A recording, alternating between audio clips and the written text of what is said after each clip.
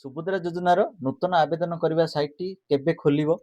ଏହି ପ୍ରଶ୍ନଟି ପ୍ରାୟ ସମସ୍ତଙ୍କ ମନରେ ଅଛି। ଯେଉଁ ଭଉଣୀମାନଙ୍କୁ ଏହି ବର୍ଷ 21 ବର୍ଷ ଭର୍ତ୍ତି ହେଲା ଏବଂ ଯେଉଁମାନେ ପୂର୍ବ ବର୍ଷ ସୁଭଦ୍ରା ଫର୍ମ ଭରି ନଥିଲେ ସେମାନେ ଅପେକ୍ଷାରେ ଅଛନ୍ତି ନୂତନରେ ଆବେଦନ କରିବା ପାଇଁ। କାହିଁକି ନା ଗତ 15 ଦିନ ହେବ, 15ରୁ 20 ଦିନ ହେବ ମୋତେ ହ୍ୱାଟ୍ସଆପ୍ ମାଧ୍ୟମରେ ଓ ମେସେଜ ମାଧ୍ୟମରେ ପାଖାପାଖି 1500ରୁ ଅଧିକ ମେସେଜ ଆସିଛି ଯେ ସୁଭଦ୍ରା ଯୋଜନା ସାଇଟ୍ କେବେ ଖୋଲିବ, କିପରି ଆବେଦନ ହେବ, ଏହିସବୁ ମେସେଜ ଆସିଛି।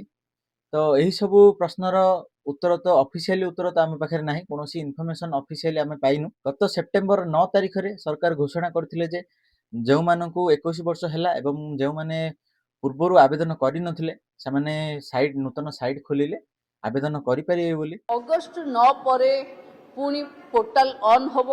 ଯେଉଁମାନଙ୍କୁ 21 ହେଇଯାଇଥିବ ସେମାନେ ସାମିଲ ହେବେ। କିନ୍ତୁ ବର୍ତ୍ତମାନ ପର୍ଯ୍ୟନ୍ତ କୌଣସି ବି ସାଇଟ୍ ଓପେନ୍ ହେଇନି, ଆପ୍ଲିକେସନ୍ କ୍ଲୋଜ୍ଡ ବୋଲି ଲେଖୁଛି। ତ ସମସ୍ତଙ୍କୁ ଜଣାଇ ଦେଉଛି କି ଟିଭି କିମ୍ବା ଫେସବୁକ୍ରେ କୌଣସି ଭିଡ଼ିଓ ଦେଖିକି ବ୍ୟସ୍ତ ହୁଅନ୍ତୁ ନାହିଁ।